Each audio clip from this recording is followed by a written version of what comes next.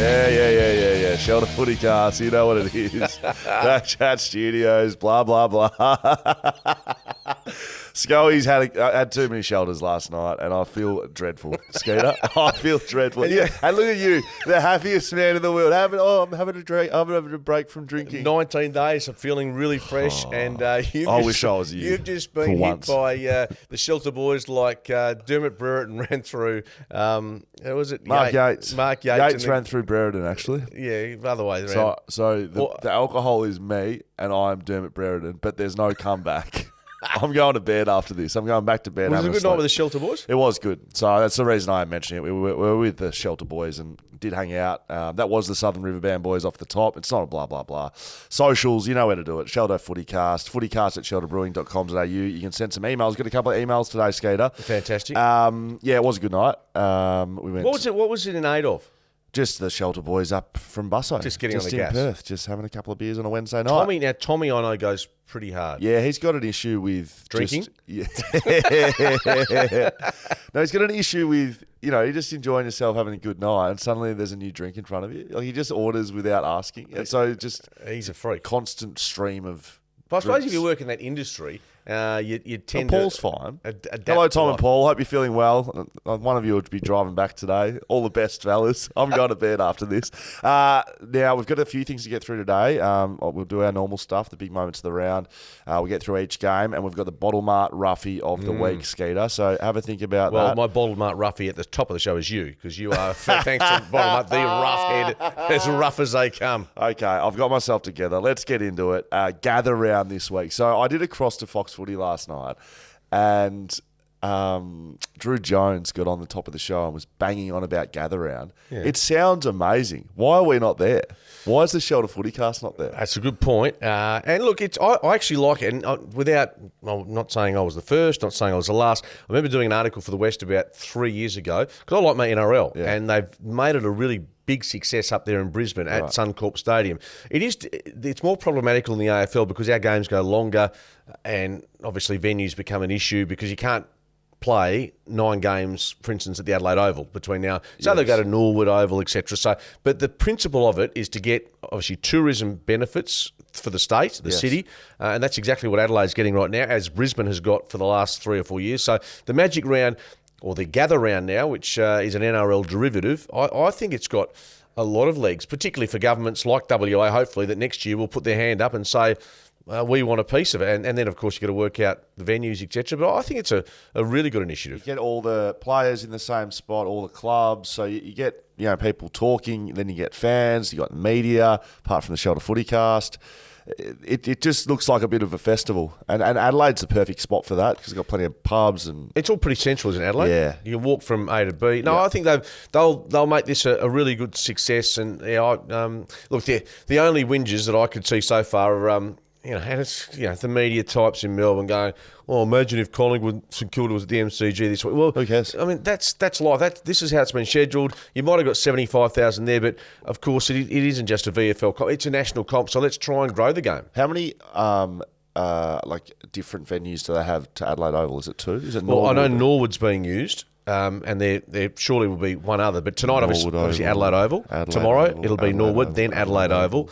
That's 3. Adelaide Hills. So Adelaide Hills. Whatever's there. Not sure about that. Adelaide Oval, Norwood. So Norwood, Adelaide Oval, and whatever the oval is in the hills. What would the 2 be here? Would it be Rushton? So you got Optus Stadium, and then you mean two domestic grounds. I would have thought maybe Mineral Resources. The surface would be pretty good. Yeah. And what would get the biggest crowd in though? That would have to be the determining factor, wouldn't it? I think you're right with Lane Group Stadium in Mandurah in terms of numbers. That would be a definite option. Of course, the surface it has to be up to scratch, which would probably preclude Leederville. Is that no good? Well, it's been a bit up and down. So Leederville. But have they played any pre-season match? Joondalup they've used. Joondalup would be the other option, Pentonat Stadium. I'd rather go to Mandurah than Joondalup, to be honest. Yeah, but we've got 2 venues, and Optus obviously would be a bit like the Adelaide Oval, used 3 or 4 times on the course of the weekend. It can be done. It will be done. Just a question of whether we get it next year, Adelaide keeps it, or it goes to New South Wales. So it really couldn't give a rat's. It's not going to go. Surely it's not going to Sydney. I mean, what a waste. AFL will literally just be doing this at the success of it. because they'll just it'll be bid v bid. South Australia want to keep it. WA will want it. Melbourne will want it. And Queensland. I mean, we'll probably put. Why can't Melbourne have it? Melbourne's got to gather around every round. You numpty. They got 10 teams. They get 7 games a weekend. Got him. All right, let's go. Next one, the Tribunal. What on earth is going on? No one has any idea. Feels like there's a disconnect between everyone, what Michael Christian's doing and what the Tribunal wants. I've heard you bang on about it. Well, we could well have 4 players challenging and getting off this week. Because Mackay and Lynch have both got off, challenged. Day and Rowan are challenging tonight, which I've got an issue with that I'll get to in a little bit. So there's a disconnect between Christian and the actual MRP or Tribunal or whatever it is. No, I've got no issue with what Michael Christian does. I think he's probably going to I'm assuming, the letter of the law as to what constitutes. I think I've got issues with how he's been adjudicating things and whether or not that's the actual system or how he's looking at it. Yeah, well, that's the thing. Is it what he's seeing, or does he tick it off with someone else and go, these are the classifications, this is high impact, high contact, all the above? I'm assuming that's done pretty meticulously. So, look, I'm not in there when he's doing it, so I've got to trust his judgment. But how come it is clearly different to what the Tribunal...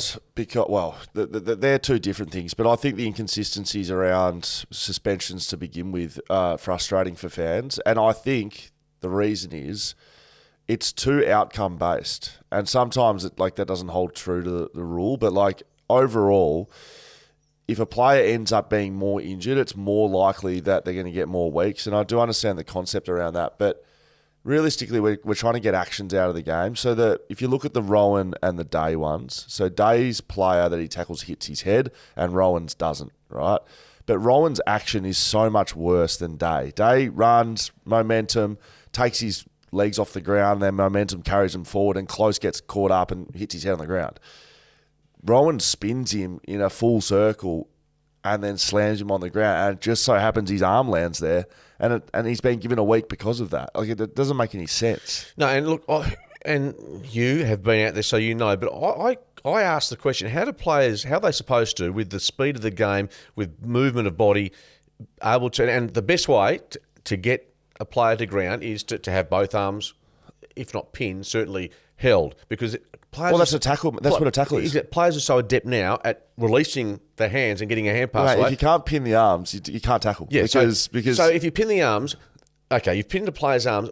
The next action is to what? To try to bring them down gently. Is that what I'm trying to say? Exactly right. Without trying to inflict a head injury. So, look, I totally sympathise with players here, because we're looking at slow-mos and frame by frame. It just doesn't... Footy doesn't happen that way on game day. You surely can attribute to that. Yeah, I agree completely. But I also think that suspensions don't really change actions that much.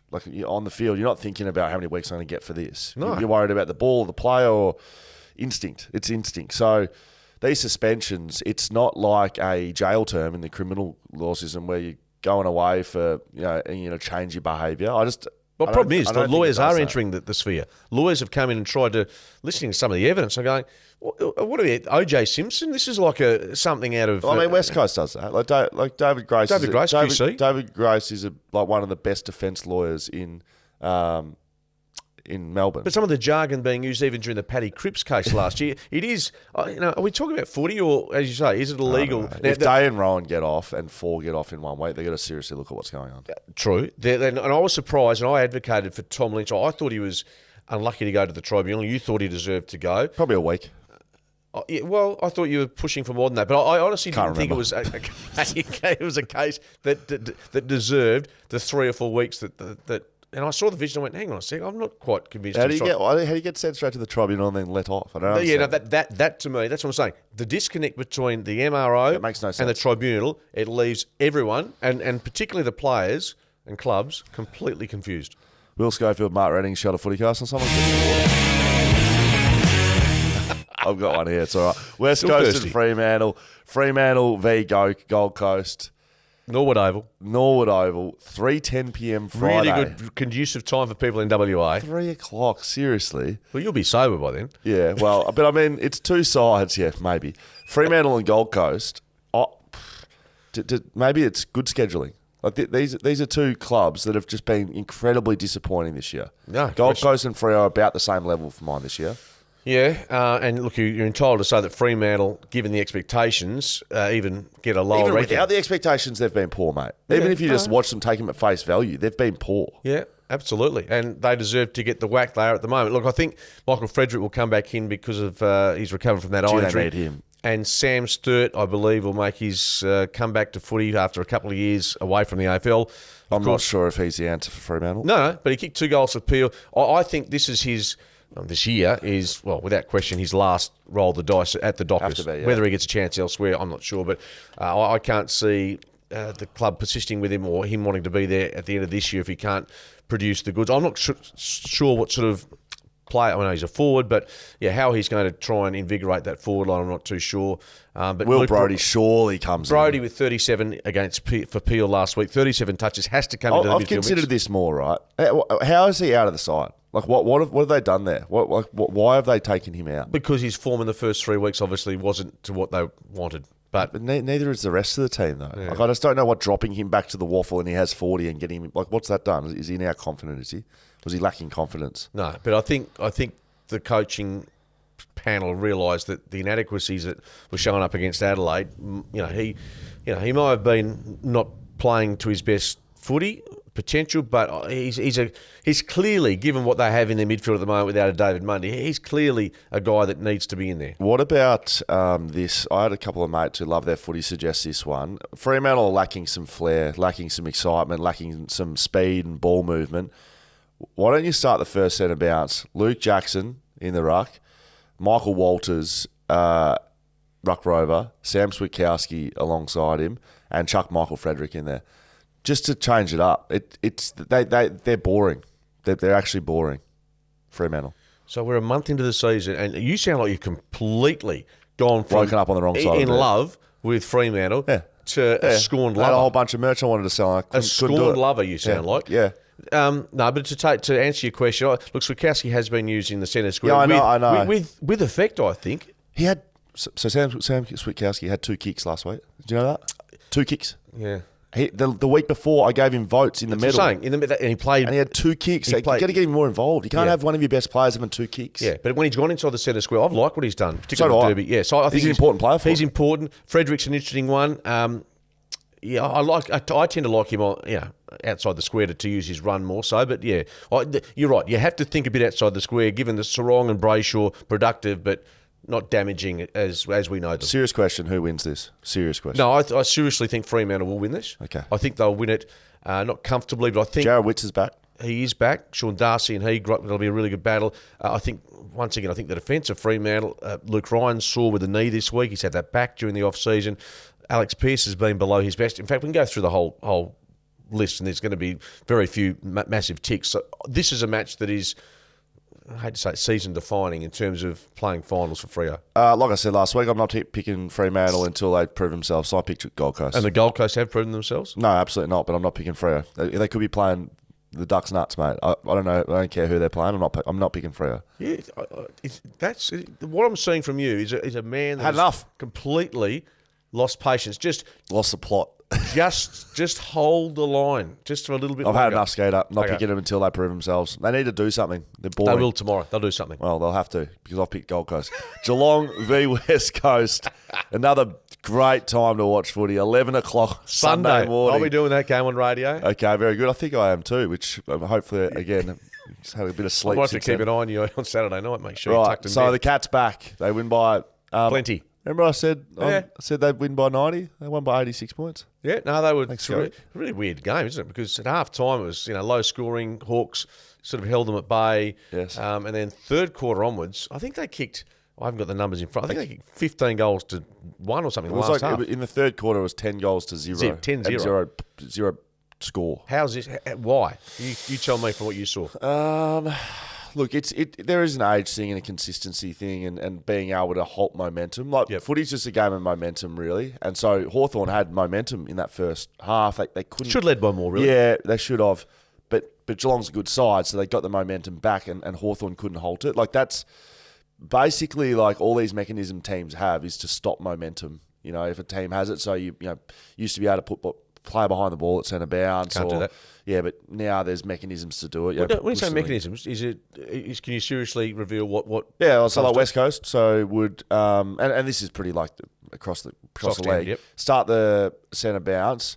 So you'd have a sort of a list to go through. So first of all, to try and halt it, it would be one man behind the ball, and you might get like a taller forward up on the wing to then push behind the ball, or you might get a winger to come back and play in the back line, and McGovern becomes your loose. So just quickly, is that signal to do that? Is that delivered by the runner, or Both. is it Both runner and then the spaghetti sign. The noodles. Something like that. Yeah, so there'd be anyone that comes from the bench would be going to the line and telling. The runner would also be doing that, and then if there was a sign that could be hold up. So that would be like the first mechanism, and there'd be ball movement around that too. So you try to slow the game down, you try to just take the easy options. Is this player-driven or very much coach-driven? Both, again. Yeah. Usually it comes from the box, but with senior teams, you recognise it before. Sometimes the message is being sent and it's already happening. Yeah, we're doing it. But yeah, the ones that get called from the box is the next step, which is like something like 2 behind the ball or something like that. So you might have 2 wingers start deep, both of them come back. Again, the actual mechanism behind the ball with who it is, like sometimes it's a defender and a winger will man up, and then the forwards roll up and you end up with no forward line basically. But you kind of go through a big stage of things trying to halt that momentum, and clearly nothing worked for Hawthorn. Like they would have done all that and they still couldn't get it done. Well explained, yes. Considering your brain is like scrambled eggs. I thought that was very well articulated. Thank you, Scooter. I appreciate that. It's nice of you on a day like this. Geelong, West Coast. Look, I don't know how much we need to preview this one. Dom Sheed's a chance to come back. Edwards, Bazzo played well in the waffle. Petruccelli a chance maybe. Witherden should come back after he will. Concussion will be available. And look, the question mark I would have is Ruben Ginbey. I think a bit of a calf issue. So, is that exclusive here on Schofield? We spoke about it a bit on radio this morning on 6PR. But I think it's still in the season to say he's being rested. But he has had a pretty big month. It's only 4 games. I know, but that's what I was thinking this. So I'm a bit of carry on. He's played 4 games. But he's also, well, this is Simo saying this. He has been involved in a position that has, it's for a young bloke. It's not going to hurt him to miss a game. No. And if he has got a little soreness in his calf, then don't be surprised if he has a breather on Sunday. De Koning should be back for Geelong as well. He'll be a big addition. Are they back? In your mind, was that just... No. It's irrelevant. Like, genuinely, and this game will be irrelevant too. Geelong will win it, and they'll win it probably 6 to 8 goals, and it'll be irrelevant to them. So they need to find bigger and better challenges. You picking West Coast? Or I'm picking the Geelong Cats, if that's okay with you. Mark Reddings, Will Schofield, shout out FootyCast. Let's get into the other games of the round. Good God, we're 2 games in. Adelaide v Carlton, Thursday. That's tonight, 5:40. I will not be awake. 5:40. You will. Yeah, I will be. I that's what I do love about this. Is just give me footy all weekend, and it's. I just think Thursday footy, and we see it a bit squeezed up this week. People used to hate it. It's good. I'm not sure. I reckon Thursday's always been more popular than Mondays. Remember Monday was always in the periphery, but I think Thursday gives you that lead into the Friday. I think it's very popular with supporters. I think certainly when you're going to a game, going on a Thursday night is almost better than going on a Sunday late game for us in the West. But yeah, I think it's big. Carlton remain undefeated in 2023. They've had a draw and 3 wins. Adelaide, they've really impressed me, surprised me a little bit, but impressed me the way they've played. And I didn't know where I really had them. I thought they'd improve, but I didn't have them as big of improvers. I think what they've done around the footy might be a bit of a blueprint for Freo to have a look at. They've got their exciting players playing on ball, Rankin and Rochelle. Yeah, Rochelle, who... Both those guys. I'm trying to think, maybe you were speaking to me about this, but about your dream... Someone said their dream team and Rochelle and Rankin were going to be together. Yep. Really quite exciting. And Rochelle is a midfielder. Correct. Scott Burns. I spoke to Scott Burns, midfield coach, and he said they'd rotate. That's the rotation. And I didn't put him in my dream team, and it's gone to shit. And especially with the backline stuff that's happening at the moment with Ginbey and Day and all these guys that are out. But they look exciting. That's what I like about it. Absolutely. And look, if you go through their month of footy, against GWS, they led by 5 goals at halftime. They fell away, which they had to have a look at. Richmond, they started poorly, really poorly, trouble by 45 at halftime. That's right. Ended up getting back to within a point, then falling away. So they're a team that is still far from the finished product, but they are at their, if they can put more time on the in terms of productivity, like as they did against Fremantle, they're a more than capable side.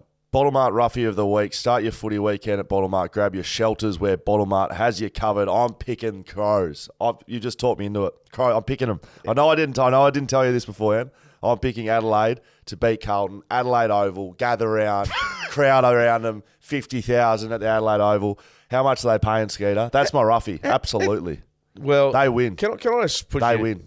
Yeah, I'm tipping them as well, but guess what, Buffett? It's $1.97 Adelaide, Carlton $1.83. If they're your roughie, then seriously, how are they not, mate? It's Adelaide. Like they're not that good, mate. Carlton haven't won a game at the Adelaide Oval, I don't think, in last 6 attempts. And you're saying, "Wow, I'm going to take the game on. I'm going to go Adelaide." They're just about joint favourites, you knucklehead. I did not know that. I just assumed they'd be like $6 outsiders. How can they be Carlton are like top of the ladder, mate. Carlton are best in the. Okay, I'll take it back. Well, I've tipped Adelaide as well, just for what it's worth. Okay, another roughie. You dickhead. Richmond v Sydney. Oh, that's not my roughie. Okay? No, well, you can't be a roughie because they're even money favourites. Okay, thank you. Richmond v Sydney, 6:10 Friday, Adelaide Oval. This will be a good game, I think. Richmond have had a less than ideal start to the season, but I think they're the sort of side that rallies around that. Sydney, of course, coming off a big loss to Port Adelaide in the dying seconds. Really disappointing for them. Look, they haven't taken the world by storm this year. They lost to Melbourne pretty disappointingly. I don't know where they're at either. I think both these sides have got quite a few questions around them. Yeah, look, and I know you're going to laugh at me, but Buddy's having a breather. I quite enjoyed seeing the Logan McDonald, Amadi combination. Not because Buddy's not a great player, a genius, but they're very Buddy-centric at times, Sydney, when he's there. So I think I'm not so upset about that. How many goals did I say I was going to kick at the start of the year? 50 plus. Okay. And I said under 50, and he might even retire before the end of the season. So we might both be wrong, but I just think that I think Sydney's probably got more upside than Richmond. I haven't been on them all year, and I'm slowly but surely realising that Tom Lynch. No Tom Lynch because of injury, yep. Yes, so no Tom Revolt Lynch. probably comes back into the side. Yes. So too Cochin, I'm guessing. Nan Curvis is out. Yeah. The skipper. So a couple of big players there. Trent Cochin comes back in. And so no Franklin for Sydney. So two big forwards out. I think Sydney get this one done, but McCartan brothers will both be out as well. So that both sides are missing some players here. Yeah, I don't know how much. I'm going to pick Sydney. Yeah, I'm picking Sydney as well. I'm not sure whether we discussed this in much detail, but the McCartan case, obviously, that's going to be a wait and see, but you'd hope that the best decision is made, which it will be for his long-term health. And just quickly, Shea Bolton. I'm a huge fan. Premiership medals, both. Two premiership medals, 1920. Melbourne on last December. They got pinched from his house. Police having a look. Of course, Eastern would have the same situation after the 2016 GF. Right. Ever misplace yours? I know any of the 18 boys that misplaced theirs for a long period of time. Scott Lycett lost his on the night. That was the night, final. but he was completely poleaxed, wasn't he? Yeah, absolutely. He found it on the bus the next morning. A week ago, I said I'd take my medal somewhere. I had an appearance. I said I'd bring my medal. And I went upstairs to my safe that it sits in. It's in a safe, is it? Seriously? I've got a safe spot for it, yes. Oh, safe spot. Well, yeah. No, it's fair enough. I've got a safe, yep. Yep, fair enough. And I went to, and it wasn't there. And I thought, okay. Your heart sort of go quick. And I was like, I've got another spot that I've put it before, went there, wasn't there. Next hour, I ransacked the whole house. I was pulling things out, and I was panicking. And then as I was leaving without my medal, I was like, "Oh my god, I've left lost it somewhere." I didn't think it had been stolen because where it usually was, like everything else was there. Well, it hadn't been stolen.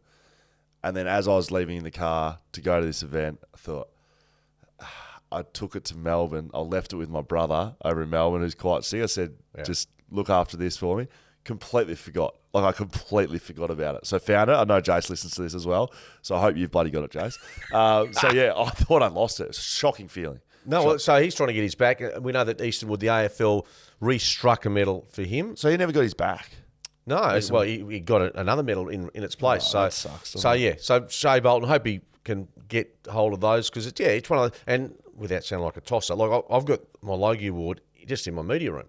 And not that it's more that not the actual. Can you bring that in? I will bring it. I'll bring it. I want to actually say it. Yeah, but it was the significance of what I went through because of it. Correct. So without sounding too, it's not like here's my Logie. But or I'm thinking here's my if medal. that got stolen, I'd be correct. I'd be pretty upset. So, look, Shea Bolton, we hope that it's not going to come back to him anytime soon. If it was December, it's now almost May. So he's in trouble there. They know they have it.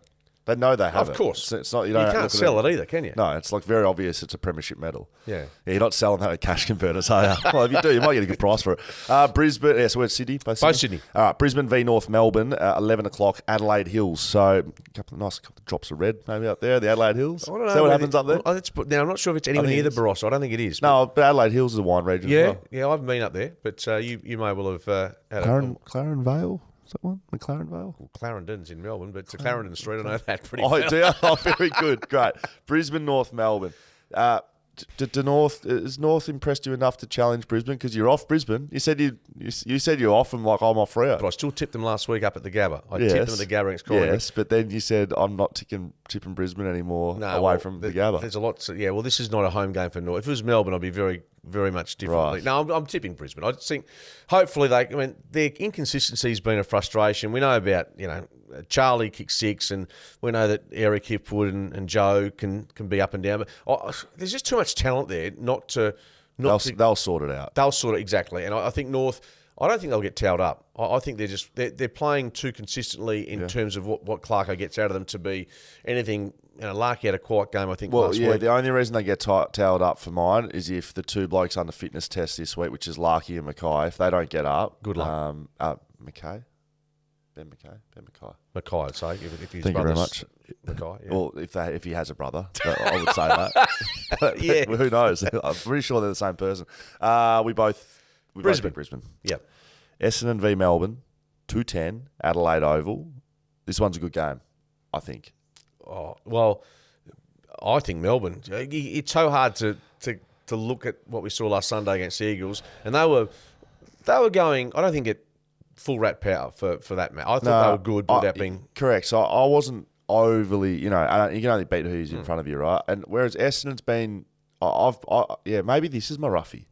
Maybe go for your life. Is this a roughie? Absolutely, it's a roughie because I think Essendon are just not that good. Okay, thank you, Skeeter. Your analysis and opinion has been noted. Jake Stringer, though. Bottom Art Roughie of the Week. I'm taking it. Bottom Art Roughie of the Week. You don't rate him. You don't rate Essendon. Bottom Art. Grab your shelters where Bottom Art has you covered. I'm picking Essendon. You just don't rate them. You haven't all pre-season. You haven't tipped them once this year. I'm just forgetting who I actually said my roughie was, so I'm just trying to find teams that are going to be quite rough to win. Yeah, I don't rate Essendon, but you're right. I don't, but I think they could beat Melbourne. Yeah, and I think Melbourne is a class above. If you talk too much roughie though, mate.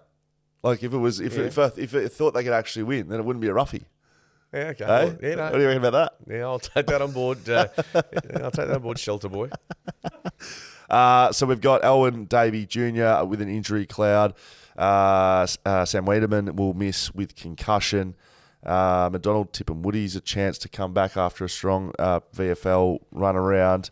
Melbourne changes. Maybe Brown comes back in, depending on McDonald and Van Rooyen, just depending on who sits there. Hibbert's going to miss with an Achilles. Angus Brayshaw gets 11 or more touches. He'll reach 3,000 career disposals. Thank you, Charlie. Very nice. And Clayton Oliver. I wonder if that'll go up on the mountain. Clayton Oliver has averaged, 31 disposals in 7 of Melbourne's last 8 matches in Adelaide. So he's a gun. He's a superstar. And look, I think he'll win a Brownlow medal. Whether it's this year, whether it's next, he's good enough, surely. Yeah, that's not a roughie. That's not your bottom art roughie of the week. No. But the Brownlow. No, I'm just saying he's a superstar. And remember, I read an article about him, told he was too fat, essentially as a sort of junior, getting towards draft age. And I've got a feeling it might have been Sydney's recruiter, whose name escapes me. Kinnear Beatson? Kinnear, essentially said, gave him I thought it was Choco Williams at Port Adelaide. No, maybe not. I think Kinnear might have given him a couple of home Why truths. He's so fat? And he thought, oh, geez, I'm cooked here. I'm not going to get drafted. So it's a great story, and he's a great player. Gun. So you're taking Melbourne? Taking Melbourne to win comfortably. Okay, thank you. That's why it's a roughie. Just calm down. Bottom up roughie of the week. Port Adelaide v Western Bulldogs. Saturday Adelaide Oval. How many games we got left? Seriously. Port Adelaide, Western Bulldogs. Thoughts on this one?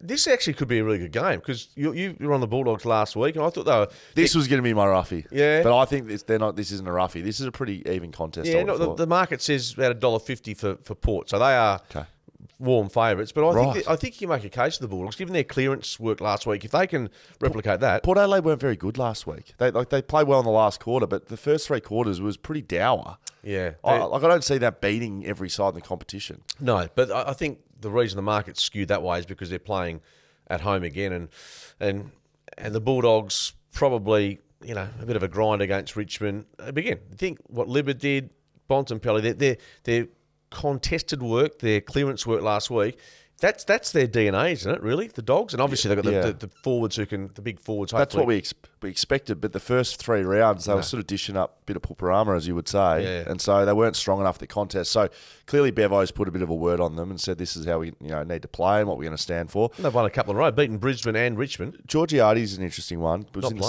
the Samford last week, kicked 3. I mean, Western Australian teams have their eye on him, surely. Yeah, although someone told me a couple of weeks ago that it could well be a team on the East Coast that gets hold of him. He's a good player. Yeah, is he? Yeah. He's just is not he consistent enough? Well, he's not. Well, he's young. Like he's a young forward. What is he though? Is he a half forward? How old is he though? 21. Yeah, he's young. I mean, he's young. Of course, he's inconsistent. There's not many players that come in at 19, 20, 21, go up to 23 to be consistent. The best in the league do, and he's not the best in the league, but he's a good player. Yeah, put him in a good side. Like he's just. I think the knock on him would be he's not tall enough to be a key position player. So he's in that middle range where he's sort of can take a really good mark and jump and can play forward, but he's probably too tall to be a midfielder. So he's like a permanent forward, but he's not the key forward. No, exactly. So, look, Charlie Dixon, we talked about him. If he can... He's having a good year. He's having a good year. He's a good player, full stop. And he can do some dumb things, but he's... Yeah, important to them. He's a really big player. And Aaliyah, down back, I think it will play a really important role against those tools at the Bulldogs. Is he one of the best defenders in the comp? Would he be close to All-Australian at the moment? Aaliyah? Yeah. I think we're at his best years. Yeah, at his best. Has he been super consistent through the first month? Probably not. A bit like Port, up and down. Okay. But I'm tipping Port to win, but this is a... I'm taking Western Bulldogs. Yeah, it's not a tricky game. I think Western Bulldogs will win that one. You got Port. Perfect. GWS Hawthorn. Sunday, Norwood Oval. Norwood's down by the beach, isn't that? How where Norwood is? I thought Glenelg. Anyway, doesn't sound like you've been to Adelaide many times. Well, I've been a couple of times, but I'm not like... Spent too much time in the pub when you're there, probably. Well, Hindley Street, is that in the middle of... Yeah, that's there, mate. That's like Cavill Avenue on the Gold Coast. Trust me, it is. Oh, you know that way. You know that place is not this. Nah, I don't know Adelaide that well, but really nice spot. Where's GWS Hawthorn, Norwood. Okay. Sunday. Look, Hawks have been disappointing in the games they've lost. And I think Sam Mitchell would take that game against Geelong and he'd get the first half. So this is what we need to do. You need to do it for longer. You need to halt their momentum, as I spoke about before. And what we did in the second half, it's not acceptable. Like, we cannot dish that up. Doesn't matter if you're young. Doesn't matter if you don't have leadership. You need to be able to compete. And if the other team scores 5, 6, 7 goals, that's okay if you're competing. But they were just run over. Is that just an indication, a bit like the Eagles with Melbourne? That's why the players that have got in there, in Hawthorn's case, young, just can't sustain it. You can say you have to sustain it, but that's easier said than done, I would have thought. Yeah, it's going to be some tough weeks and months for the Hawthorn Footy Club. I do wonder how well Sam Mitchell will hold up against, no doubt, more and more pressure that will come. The more you lose, the more big losses you have by that. Like, if they do that and lose by 80 to 100 points a few more times, Hawthorn Footy Club, it's not GWS, it's not Gold Coast where people are like, oh, it's an initiation club. But also I think that this is what Sam had... Correct. And everyone knows it's still going to be hard. And of course. Even though he meant to do it. But this is no surprise. And now people are saying, oh, hang on, Hawthorn, they should be, are they tanking? No, I don't sign up to that, but it's still going to be hard. Well, you're a big Melbourne club, aren't you? That's the bottom line. Correct. And no one likes getting towed. And just like the West Coast Eagles, in for a tough year here. So Cadman from GWS, number 1 draft pick, that's who that is, isn't it? Yeah. He still hasn't debuted. That's strange. Yeah, so he's pushing for a debut. Apparently played quite well they played in the VFL, I'm pretty sure. Neefel, is it? And well, no, they've got a few. How are you and I going over here in the West? No idea. I find that interesting. Like, drafted number 1, usually those sorts of guys come in. Jamari Eagle-Hagan was quite similar, actually. Bulldogs put him in and held him back from quite a while. Yeah, they did, didn't they? And he's starting to do some really good things at AFL level, and you'll see him get better and better. Maybe Cabin's the same. Yeah. Look, Giants, I think, with their midfield, they're a strange team because they were in that game against Essendon got blown away in the last quarter, but they're, when you've got guys like Whitfield and Kelly, Keneally, they've got a lot of the tools there in the mids to be half decent, but they're a bit inconsistent. It is the VFL. I'm sure it's the VFL. Just so you know. Yeah, Southport plays in the VFL, so GWS would. Yeah, it would be renamed. I think. Well, it used to be the NEAFL, but anyway, yeah, that's where he's at. I think Giants win this by virtue of the fact that they're going slightly better than Hawthorn. I think it'll be quite close. Yeah, so do I. Can Hawthorn win? Nah. GWS win. I'm taking GWS. Not going to get too risky. Collingwood v St Kilda. Match of the round. It is. This is the match of the round. You haven't had a roughie of the week yet from Buttlemart. It's coming your way soon, baby. Oh, boy. Okay, let's preview this. Collingwood only one loss this year, and it was to Brisbane. It was last week.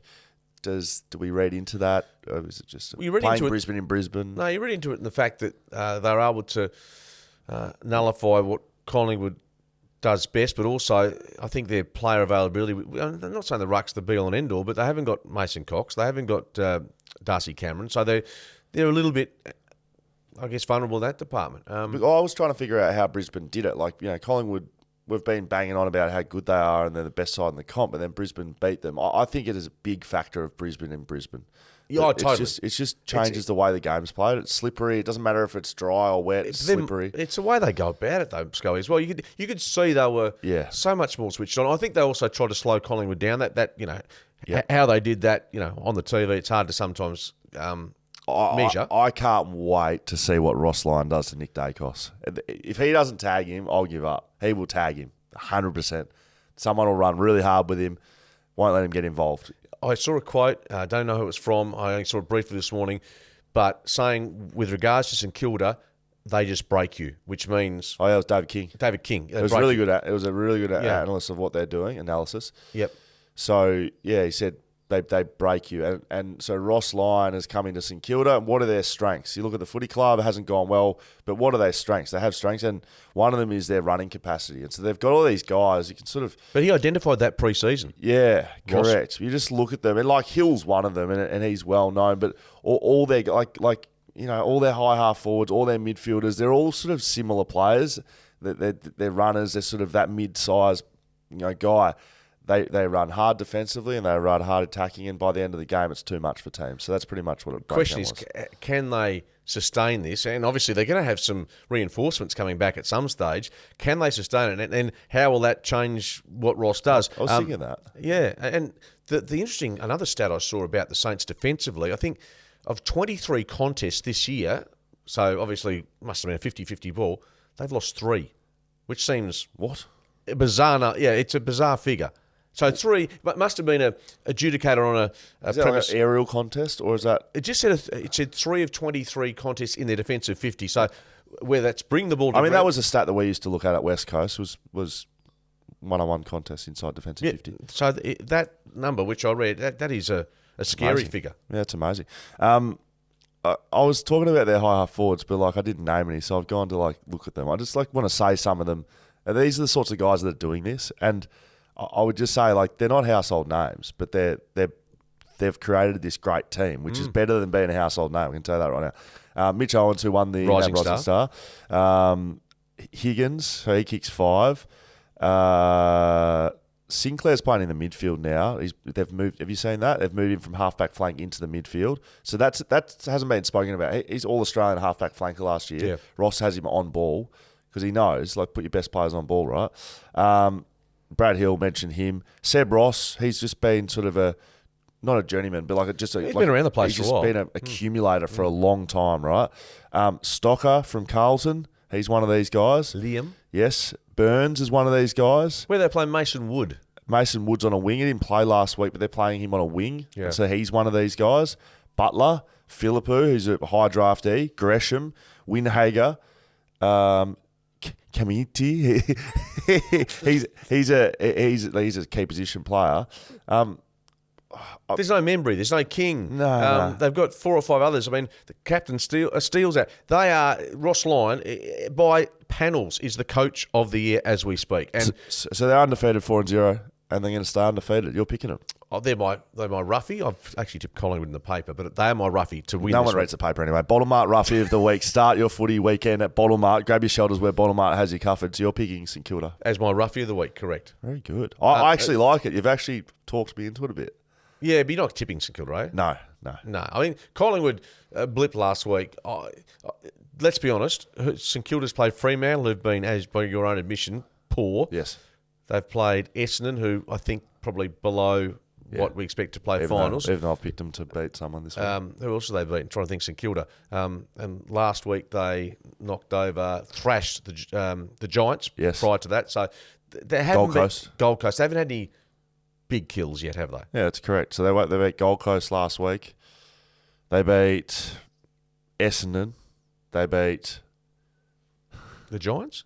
Bulldogs. Oh, Bulldogs. One you're missing. That's right. Yeah, they thrashed them. Yeah, they beat. Yeah, so they haven't really taken a big scalp yet, but here's your chance. Will Schofield, Mark Redding's Shelter FootyCast. A couple of listeners to finish us off with here. Some Skeeter. feedback. Yeah, some feedback. Well, no, it's actually feedback. We don't take that here at the Shelter Footy. No, we do. FootyCast at shelterbrewing.com.au is the email if you want to send us some of those, or you can make a comment on our YouTube channel and we'll get to those. So, a couple here, Skeeter. Scoey and Skeeter, honestly can't get my head around this week's MRO findings. Rowan and Day are very similar actions, but yet Day gets an additional week. Then compare Day's tackle to Cozzy Pickett's bump, which he drives off the ground, goes shoulder first, high into Smith, and he gets the same ban as Day. Seems to be no real clarity. Also, Day's ban ruins my fantasy team. I agree with you, Cameron. Cheers, boys. Love your work. Sounds exactly like you've just sat upstairs in your study and written that, and said, I'll post this to myself. So, I mean, the reason I wanted to read it out, though, was Cozzy Pickett's, the different action. Like, how do you sit on that? So, like a slinging tackle that someone hits their head on the ground, opposed to Cozzy Pickett's was extremely dangerous. Blatant shirt, right? And off the back of that, Fox Footy, love Fox Footy, they're using that as a promo for the gather round. As part of the promo. Him barreling through and almost, I think, hang on a sec, this bloke's lucky to get 2 weeks and you're using it as a promo. No, I'm with you 100%. I think the Cozzy Pickett action, to me, is far easier to eliminate in terms of not do than what we saw with the tackling. Yes. And the sling tackle. Yeah, I agree. It's a really, really fine line there between players getting it right and getting it wrong. Thanks, Cameron. Appreciate that, mate. This is from Thomas. G'day, boys. Just watching the Shelter FootyCast. Love what you guys do and have been watching for ages. Thank you very much, Thomas. Now, Scully said about Freo last week being this team we all expected to make finals overall, and they do deserve more criticism, I believe, than what West Coast do. Struggling with injuries, correct, but overall I don't think West Coast fans expected this to be an top 8 side this year. Thoughts and feelings. Love what you guys do. So this is on the, Freo. I'm carrying on today about it a bit. Versus West Coast. Do they just get a leave pass? Do West Coast just play the kids and the injuries? I agree with Thomas. Freo should be copying a big whack at the moment. They are. I saw Justin Longmuir dresses of lumberjack on the back of the paper today, with an axe or something. Yeah. Which is sort of made me think about with the Luke Jackson stuff. I looked at the Justin Longmuir stuff and laughed, but is it the same stuff? What, mocking? Yeah, a little bit. Would you like to be on the back page dressed as a lumberjack? I'd like to see that. Mark Redding's on the back page. Mate, I've done cutting some wood. I've done some. Yeah, I've been pictured in some pretty weird stuff. No, not. See, like the Freo West Coast, whatever narrative. West Coast just continue to. It's all good, and Freo get their way. So that's fair. Thomas is saying it's fair. West Coast are getting a bit of a free ride. He says it's fair. They've had their injuries. Fans didn't expect them to make the 8 anyway, so who cares? It was only Scully banging on. But what's a pass mark for this week? For this year? 6 wins? Not the spoon. 8 wins? Not the spoon. Honestly, right now, not finishing last. Tell me teams that are going to be in that contention of Wooden. Hawthorn. And who else? Giants, yeah, because I picked them to win the spoon. And West Coast. Yeah, so North are playing too good a footy to be, at the moment, considered spoons. I can see them falling off a cliff pretty quickly. Yeah, but Hawthorn, West Coast, if you're putting a Quinella together, they're 2 at the moment, aren't they? Yeah, probably. So what do you think a pass mark is for West Coast? Well, the injuries factor, I think they'd really like to win 6 to 8. What about from here for Fremantle? Pass mark? From here. To make the finals. That's the pass mark. And if they don't? It's a fail. Yeah, absolutely. It's a big fail. Yeah. I mean, that's everyone knows that's a fail, surely. On Fremantle, this is from David on YouTube. So thanks for the comment, mate. I thought it was a really good observation. The big loss last year for Fremantle is Josh Carr. Our mids are going nowhere near as good as last year. Use of the sub has been terrible, only activated when the game is gone. It's a good point. Look, I saw what happened with Mitchell. West Coast and Sam Mitchell, and I think that's been pretty well publicised. I haven't seen much of chat about that. Like, Josh Carr's at Port Adelaide now. Yeah. It's really hard because we're out. I mean, obviously, Sam's got the very good reputation when you were with him and Josh Carr. Likewise. Good assistant coaches can make a difference, would be the point I would make. So, at Fremantle now, I mean, is it... Don't know. Boyd's obviously plays a role there. Yep. Joel Corey's there. Joel Corey. So, they've got... But it speaks less about the guys that are in charge now, for mine, because I don't know how they coach, and more for Josh Carr. About how good he was. How be important. It's the same with Sam Mitchell. Like, the guys who took over the midfield at West Coast are great coaches as well, but Sam Mitchell was here, like for me, like right up there. Yeah. So you move someone like that out of the footy club, so Josh Carr steps away, and the midfield's not going as well. So it probably speaks to the fact that he's a very good coach. Yeah, fair call. That's it, Skater. Thanks for the Bottle Mart Roughie of the Week. Well done, you got through it, eh, Sco? Bloody hell, I did just some stumbling. You're looking better. I can actually see your eyes. I don't feel better. You can see the pupils. When you walked in, what was I doing? It's like a homeless man on a couch. There you go. Now I'm a homeless man sitting on a green chair next to fridge full of shelters. Social, Shelter FootyCast, you know where to find us. YouTube, blah, blah, blah. Go well.